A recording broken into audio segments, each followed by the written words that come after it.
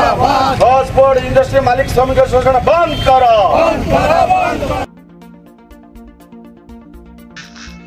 जगतपुर सीमांचल श्रमिक संघ पक्षर कटक जिला श्रम अधिकारी को दाबीपत्र प्रदान करा जायछि। श्रमिक मानक धारणा को 2 वर्ष बीती सुधा निरवद्रष्टा साजिछंती राज्य सरकार आईन मंत्री श्रम मंत्री।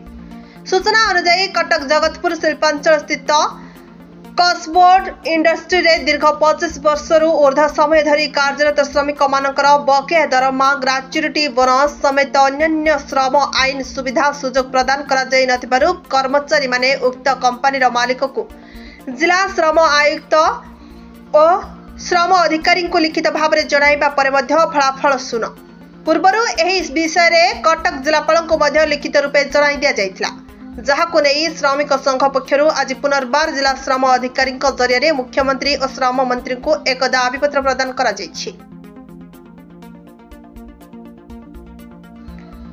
जहाको नहीं श्रमिक संघ पक्षर आज पुनर्बार जिला श्रम अधिकारी जरिया मुख्यमंत्री और श्रम मंत्री को एक दाबीपत्र प्रदान करा जायछि।